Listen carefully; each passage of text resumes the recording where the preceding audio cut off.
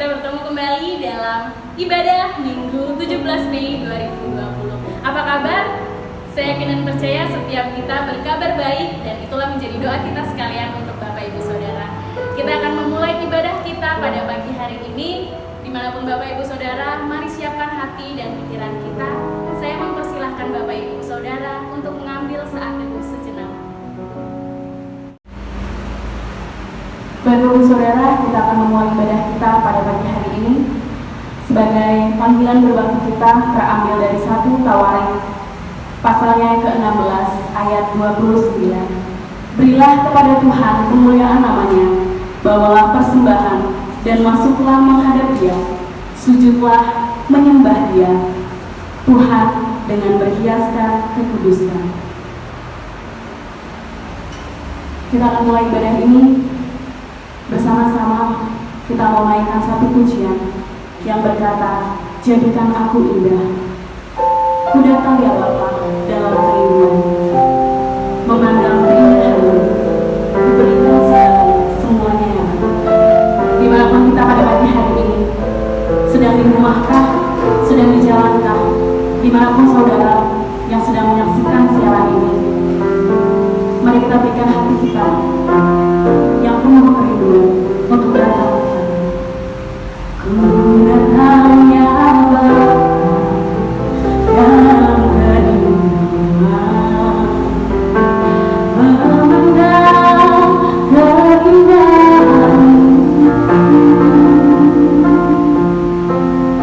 memandang keindahan-Mu, ku berikan segalanya, semuanya yang ada. Ku ingin menyenangkan hati-Mu, oh Tuhan. Ku datang ya Bapa dalam kerinduan, memandang keindahan-Mu, ku berikan segalanya, semuanya yang ada. Ku ingin menyenangkan hati-Mu, oh Tuhan. Jadikan aku indah yang terpandang mulia, seluruh karya-Mu di dalam hidupku. Ajak ku berharap hanya kepada-Mu, taat dan setia kepada-Mu, Tuhan.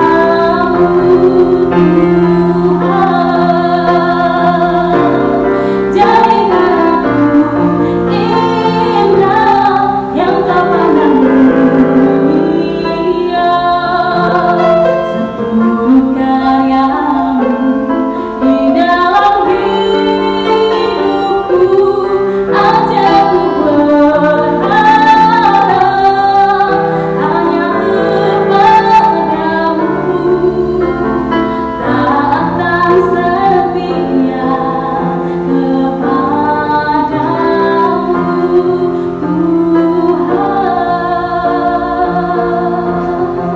Doa pembukaan akan dipimpin oleh Bapak Gembala. Baik umat Tuhan, marilah kita bersatu di dalam doa. Terpujilah nama-Mu ya Tuhan, ditinggikan kiranya Tuhan menolong kehidupan kami. Kami bersyukur oleh karena anugerah Tuhan kami boleh ada sampai saat ini, dan kami percaya kalau kami boleh bersekutu bersama-sama dengan Tuhan, itu semua karena anugerah Tuhan. Kami mau beribadah kepada Tuhan. Tuhan memberkati jam peribadahan kami dari awal pertengahan sampai pada akhirnya. Kiranya nama Yesus saja yang dipuji dan dimuliakan. Ibadah ini kami buka hanya di dalam nama Yesus, satu-satunya juru selamat kami yang hidup. Haleluya, amin. Bapak Ibu saudara-saudaraku yang dikasihi dalam Tuhan, bersama seluruh orang percaya yang ada di muka bumi, mari kita mengucapkan pengakuan iman rasuli kita. Aku percaya kepada Allah, Bapa yang Maha Kuasa, Kaya di langit dan bumi, dan kepada Yesus Kristus, anaknya yang tunggal Tuhan kita, yang dikandung daripada Roh Kudus, lahir dari anak darah Maria, yang menderita di bawah pemerintahan Pontius Pilatus, disalibkan, mati dan dikuburkan, turun ke dalam kerajaan maut pada hari yang ketiga, bangkit pula dari antara orang mati, naik ke surga, duduk di sebelah kanan Allah, Bapa yang Maha Kuasa, dan dari sana Ia akan datang untuk menghakimi orang yang hidup dan yang mati. Aku percaya kepada Roh Kudus, gereja yang kudus dan am, persekutuan orang kudus, pengampunan dosa, kebangkitan tubuh dan hidup yang kekal. Amin. Puji nama Tuhan. Bapak Ibu Saudara-saudari, sekali lagi saya menyapa saudara. Apa kabar? Saya yakin dan percaya banyak dari kita mengalami berbagai hal dalam kehidupan kita, baik itu sakit, baik itu suka, baik itu kesembuhan, baik itu duka. Tapi saya mau pastikan kepada Bapak Ibu Saudara bahwa apapun kondisi daripada kehidupan kita, kita hanya bersandar pada Kristus Yesus. Sebab Tuhan katakan, sandaranku tidak yang lain melainkan darah dombaku. Mari kita pujikan pujian dari nyanyian Kemenangan Iman nomor 78, Di Atas Yesus Karangku.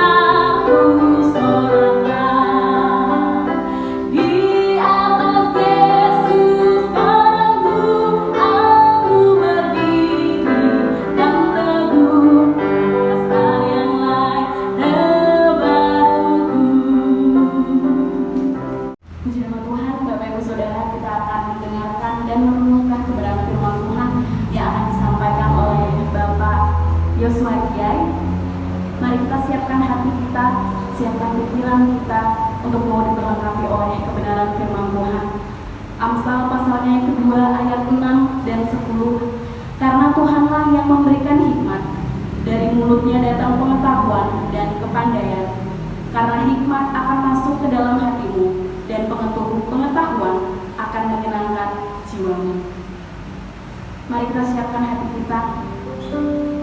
Kita angkat satu pujian yang menyatakan seperti rusa yang haus, rindu aliran sungainya.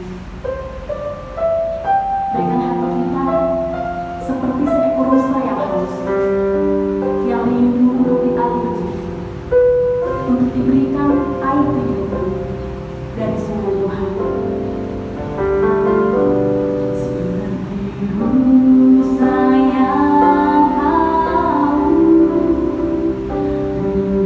Aliran sungaimu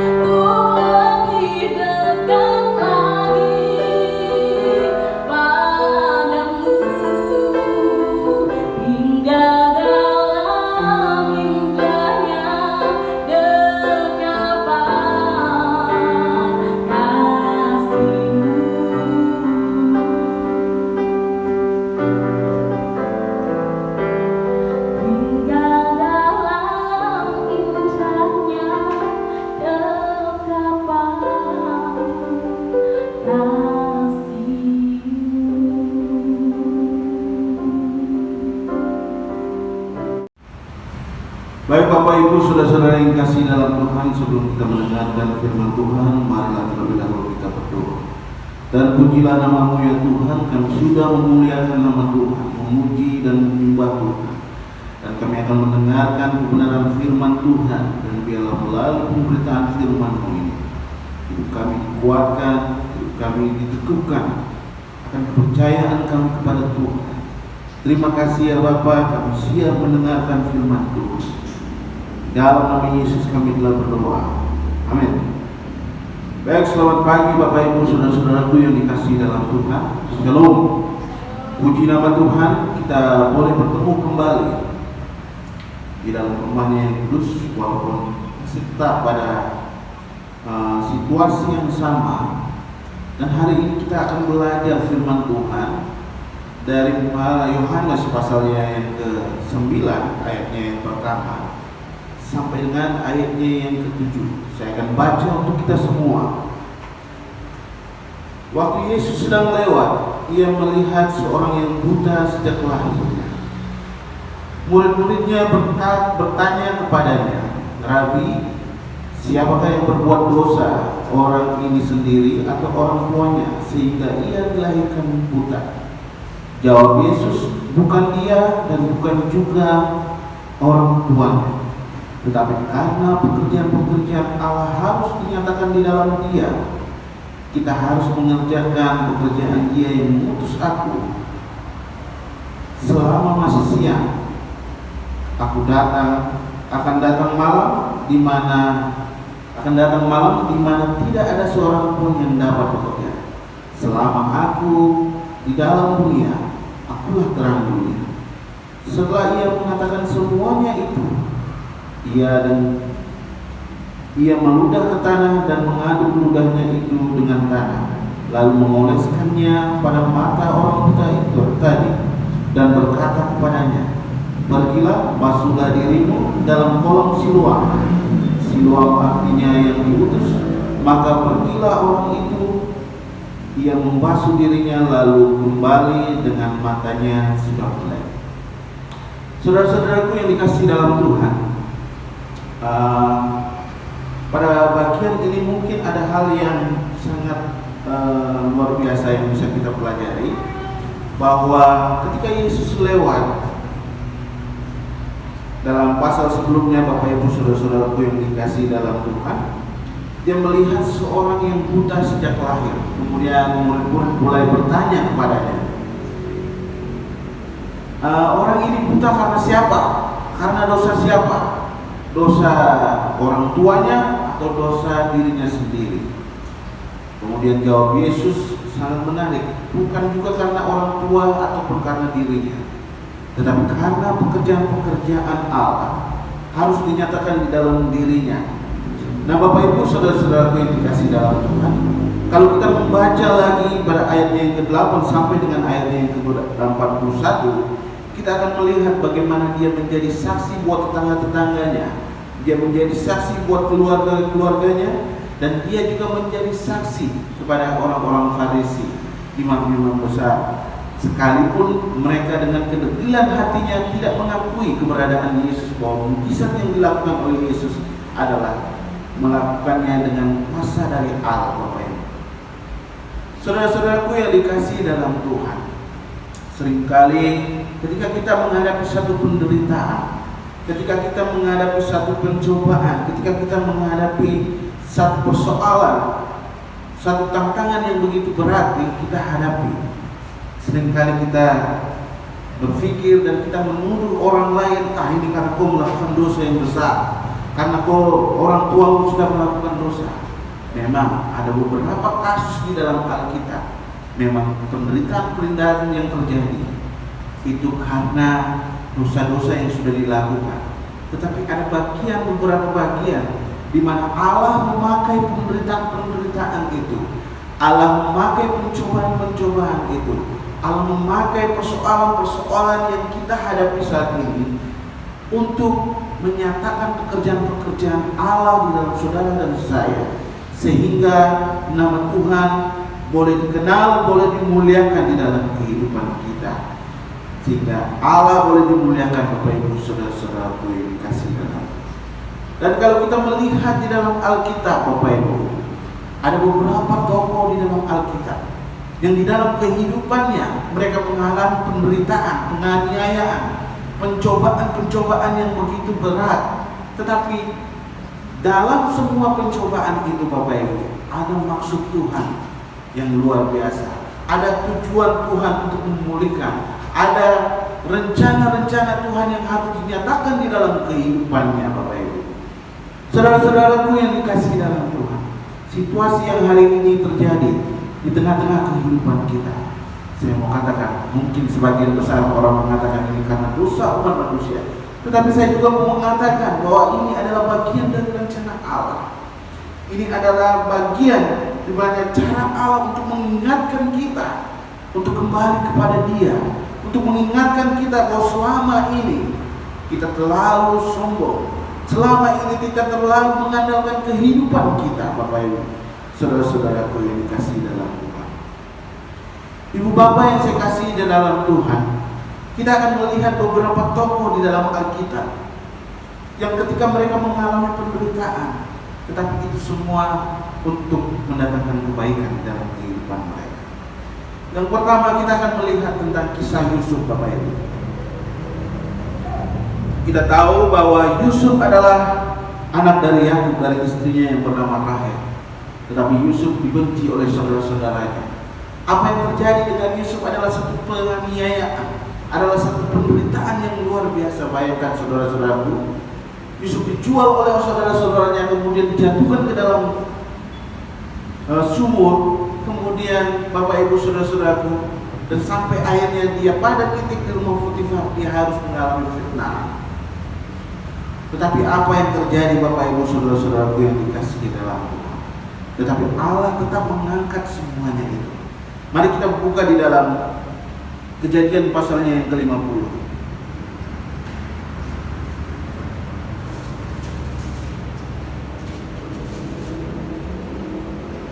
Bapak Ibu saudara-saudaraku yang dikasihi dalam Tuhan, di dalam Kejadian pasal ke-50, ketika orang tua Yusuf, Yakub, sudah meninggal, kemudian ketakutanlah mereka saudara-saudara Yusuf dan berkata bahwa Yusuf pasti akan membalas dendam.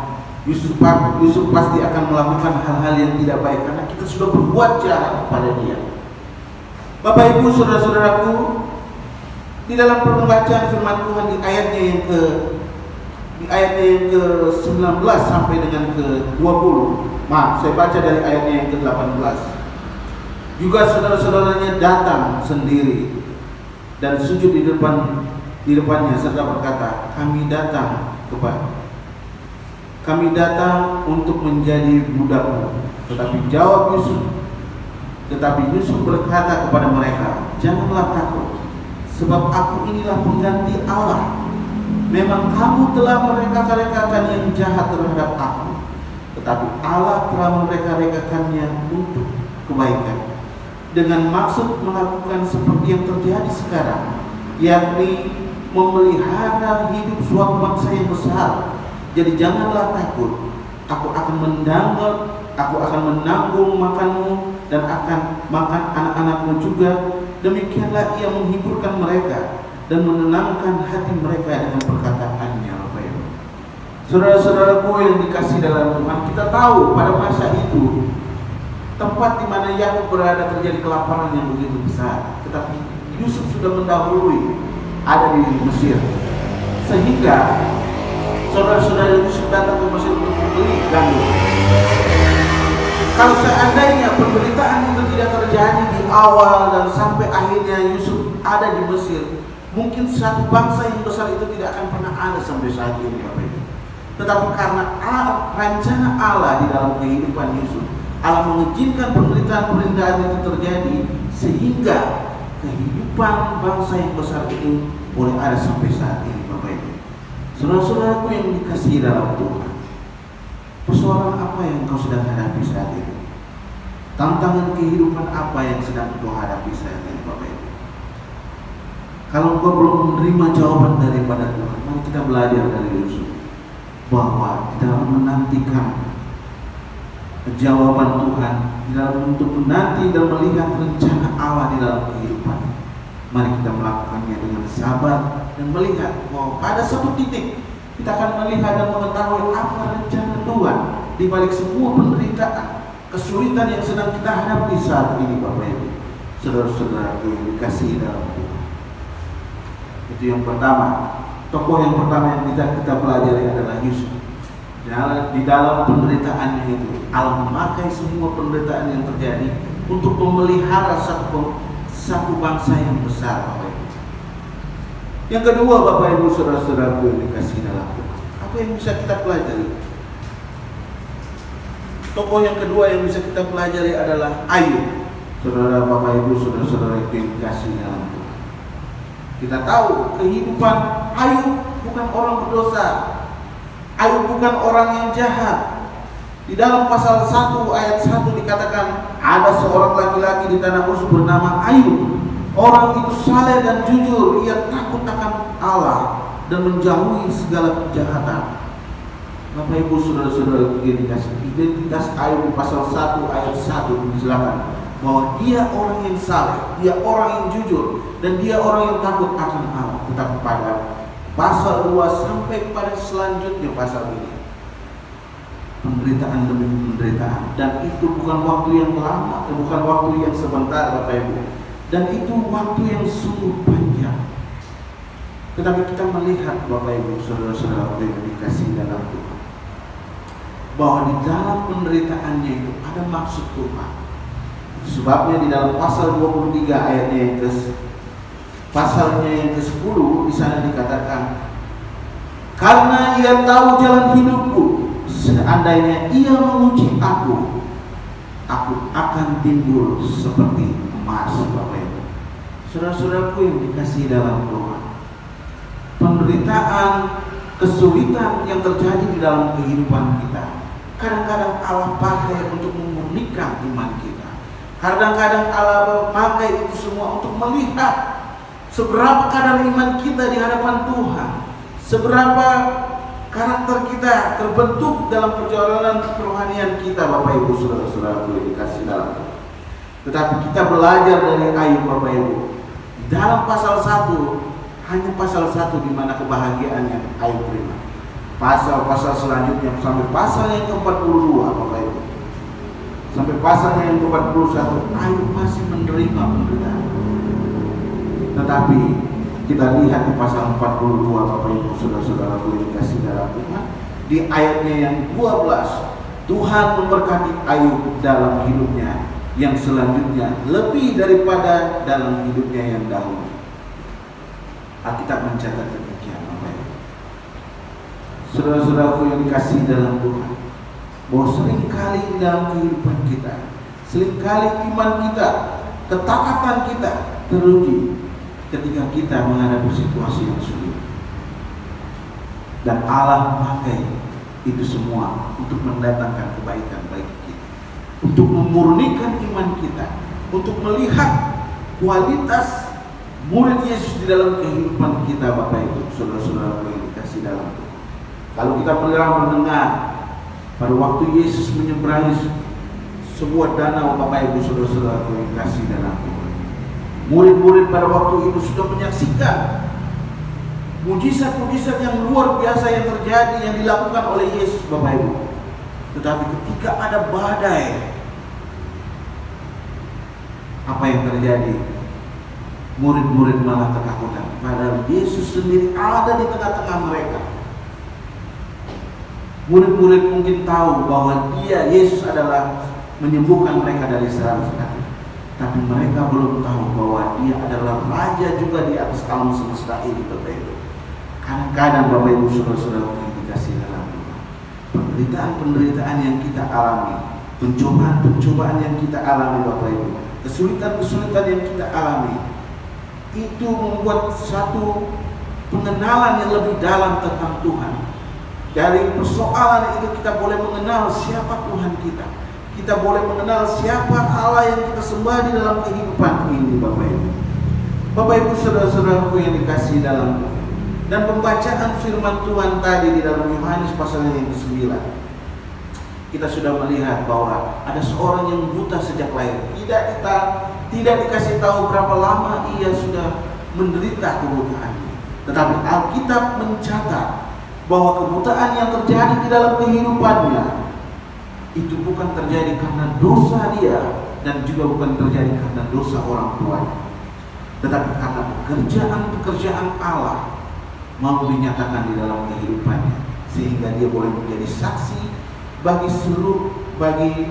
menjadi saksi dan memperkenalkan Tuhan di dalam kehidupan tetangga-tetangganya dan orang-orang Farisi, sekalipun banyak orang yang tidak mau. Sekalipun orang-orang Farisi masih dengan kekerasan hatinya menolak akan mujizat yang terjadi dan menganggap bahwa itu bukan mujizat dari Allah, karena Yesus menyembuhkan orang buta itu pada hari Sabat. Saudara-saudaraku yang dikasihi dalam Tuhan, di dalam karya penyelamatan umat manusia juga, bukankah untuk kehendak Allah, karena kehendak Allah Yesus rela menderita, Yesus rela mati, dan Yesus rela disalibkan Bapak Ibu. Tetapi setelah penyaliban itu, setelah kematian itu, ada kemenangan, ada kelepasan, ada kedamaian, hutang dosa kita semua dilunaskan karena rencana Allah yang mau dinyatakan di dalam Yesus, sehingga penderitaan itu, pencobaan itu dia lakukan di dalam kehidupannya. Untuk apa? Untuk saudara dan saya bisa diselamatkan, Bapak Ibu. Saudara-saudaraku yang dikasihi dalam. Dan pertanyaan pada saat ini, Bapak Ibu, apakah hal ini masih berlaku di dalam kehidupan masa kini? Tentu masih berlaku. Kalau saudara pernah mendengar seorang yang bernama Nick, dia seorang yang cacat lahir, dia seorang yang lahir tanpa tangan dan hanya memiliki kaki sebesar tangan saya ini, Bapak Ibu. Tetapi apa yang kita lihat hari ini, dia menjadi motivator dunia. Dia diundang kemana-mana untuk menyatakan bahwa rencana Allah tidak pernah gagal di dalam keterbatasan. Bahwa ketika orang lahir ke dunia ini dalam segala keterbatasannya, Tuhan masih mempunyai tujuan. Bapak Ibu, saudara-saudaraku yang dikasihi dalam Allah, hari ini Bapak Ibu, kita menghadapi satu situasi yang sulit, yaitu kita menghadapi satu masa di mana kita tidak bisa dengan bebas melakukan segala aktivitas kita. Tapi percayalah Bapak Ibu, saudara-saudaraku yang dikasihi dalam Allah, ini adalah cara Tuhan. Mungkin selama ini kita kurang memiliki waktu dengan keluarga kita, tetapi dengan adanya COVID ini, kita boleh berkumpul bersama-sama dengan keluarga, mendengar cerita-cerita dari anak-anak Bapak Ibu, saudara-saudara dan saya. Kita bisa mendengar cerita dari istri-istri, dan bapak-bapak bisa mendengarkan keluhan-keluhan mereka. Mungkin selama ini juga ada banyak dengan kesibukan-kesibukan yang kita lakukan, kita kurang memberikan waktu kita sama Tuhan. Kita lupa sama Tuhan. Dengan adanya waktu kita diingatkan oleh Tuhan bahwa engkau tidak bisa hidup tanpa aku. Alkitab katakan, di luar aku kamu tidak bisa berbuat apa-apa. Itu sebabnya Bapak Ibu, saudara-saudaraku yang dikasihi dalam Rasul Paulus di dalam Roma pasal 8 ayat yang ke-28, di sana dikatakan, kita tahu sekarang bahwa Allah turut bekerja dalam segala sesuatu untuk mendatangkan kebaikan bagi mereka yang mengasihi Dia, yaitu bagi mereka yang terpanggil sesuai dengan rencana Allah. Bapak Ibu, saudara-saudaraku yang dikasihi dalam Tuhan, situasi yang terjadi di dalam kehidupan kita memang ada sebagian yang terjadi karena dosa-dosa kita. Tetapi ingat bahwa ada beberapa hal yang terjadi, Allah izinkan terjadi di dalam kehidupan kita, karena ada rencana-rencana Allah yang mau dinyatakan di dalam kehidupan kita, karena ada perkara-perkara yang Allah ingin nyatakan di tengah-tengah situasi yang terjadi di dalam kehidupan kita. Bapak Ibu, saudara-saudara yang dikasihi dalam Tuhan, situasi yang sedang terjadi saat ini, biarlah itu tidak mengurangi iman kita kepada Tuhan, kepercayaan kita kepada Tuhan. Karena di tengah-tengah situasi ini, Tuhan mau memurnikan iman kita. Tuhan mau melihat kesetiaan kita. Tuhan mau melihat ketaatan kita. Apakah dengan kondisi keterbatasan ini, apakah kita masih mengingat Tuhan? Apakah kita masih mau setia kepada Tuhan? Apakah kita mau tetap taat pada Tuhan? Biarlah situasi yang sedang terjadi saat ini tidak mengurangi kepercayaan dan semangat kita untuk selalu menyembah dan bersyukur kepada Tuhan. Kiranya firman Tuhan ini boleh menguatkan kita di tengah-tengah situasi yang sedang terjadi, bahwa ingatlah bahwa Allah turut bekerja di dalam segala sesuatu untuk membatangkan kebaikan bagi kita yang percaya kepada-Nya. Mari kita berdoa. Terpujilah nama-Mu ya Tuhan, ditinggikan dan diagungkan nama-Mu.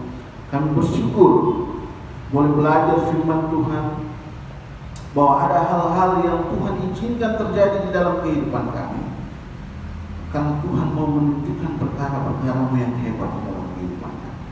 Karena Tuhan mau menunjukkan maksud-maksud Tuhan agar kami tetap setia kepada Tuhan, agar kami tetap berserah kepada Tuhan, agar kami tetap melakukan apa yang Tuhan kehendaki di dalam kehidupan kami. Kiranya Tuhan memberkati semua jemaat Tuhan dimanapun mereka berada. Kami percaya bahwa kuasa Tuhan dan berkat Tuhan akan selalu melimpah di dalam kehidupan mereka. Kau memberkati yang setiap ada, kalau ada yang sakit Tuhan memulihkan, kalau ada yang sedang dalam kelemahan Tuhan selalu memberikan jalan keluar. Terima kasih ya Bapa, terima kasih ya Tuhan. Inilah doa kami, hanya di dalam nama Yesus kami telah berdoa dan mengucap syukur. Amin. Puji nama Tuhan, saya yakin dan percaya kita semua diberkati oleh kebenaran firman Tuhan, diberkati terus dalam pelayanannya kepada Bapak Evangelis Yosua Diay. Bapak Ibu jemaat Tuhan, kita akan memberikan persembahan kepada Tuhan. Persembahan hari ini akan dikumpulkan di rumah kita masing-masing, dan pada minggu terakhir atau pada bulan terakhir kita akan mengumpulkannya dengan memberikan kepada rekening umum Jemaat GKI Rehoboth Timika. Untuk itu Bapak Ibu, mari kita siapkan setiap alat peralatan yang dapat Bapak Ibu gunakan di dalam rumah untuk mengumpulkan persembahan saudara dengan ayat firman Tuhan yang terambil dari Amsal pasalnya yang ketiga ayat 9 hingga 10. Muliakanlah Tuhan dengan hartamu dan dengan hasil pertama dari segala penghasilanmu, maka lumbung-lumbungmu akan diisi penuh dengan melimpah-limpah, dan bejana pemerahanmu akan meluap dengan air buah anggurnya. Mari kita memberikan persembahan dengan penuh sukacita dengan iringan pujian dari nyanyian Kemenangan Iman nomor 169, Sandar akan Perjanjian Tuhan.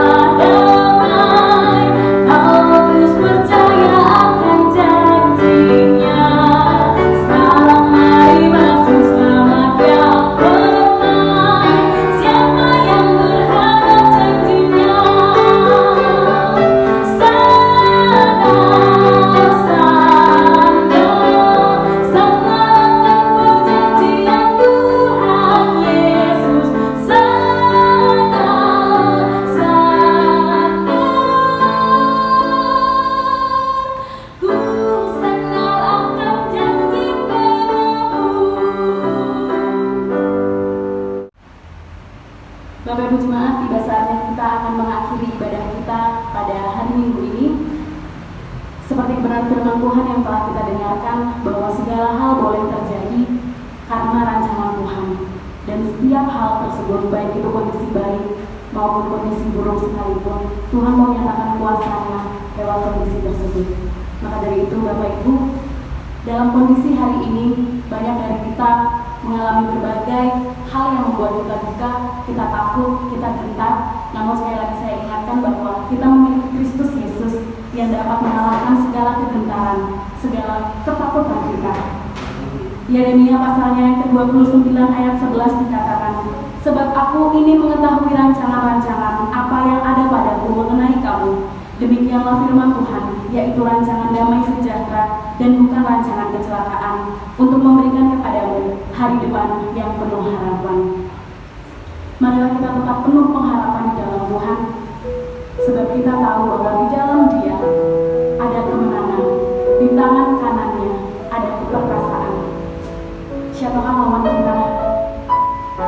Tidak ada Bapak Ibu, sebab kita memiliki Kristus Yesus yang mampu menangguhkan setiap ketakutan kita.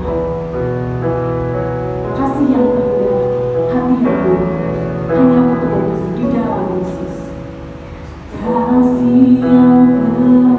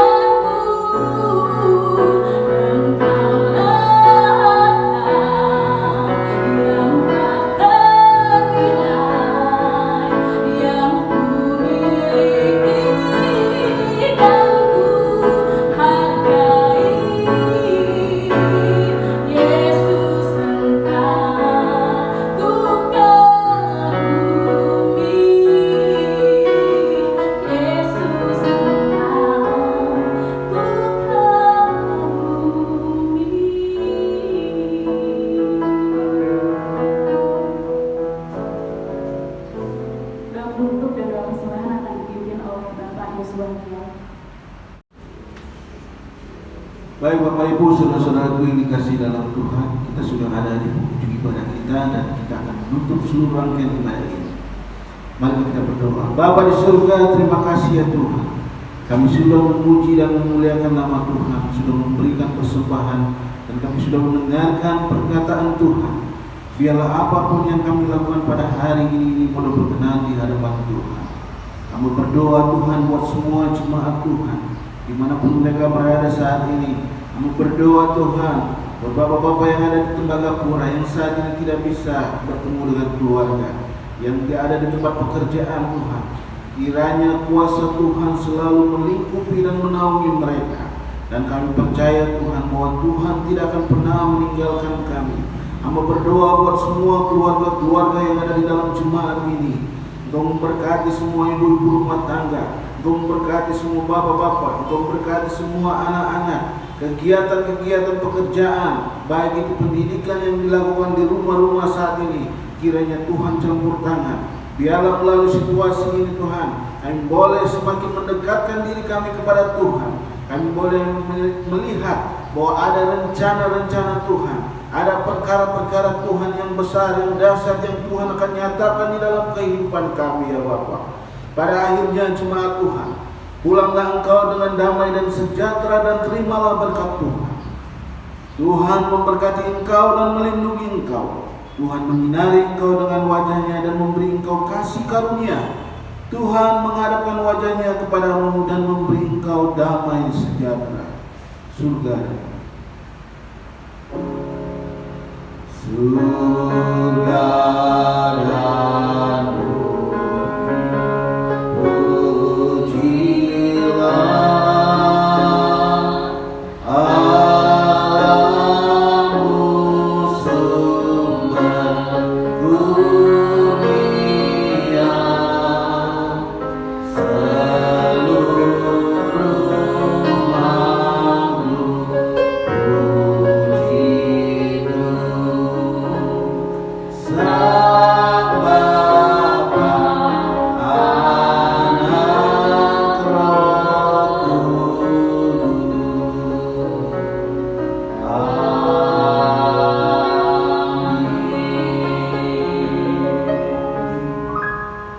selamat hari Minggu untuk semua jemaat Tuhan.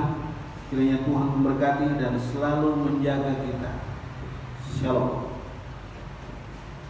Puji Tuhan, saya yakin dan percaya setiap kita diberkati oleh ibadah kita pada pagi hari ini.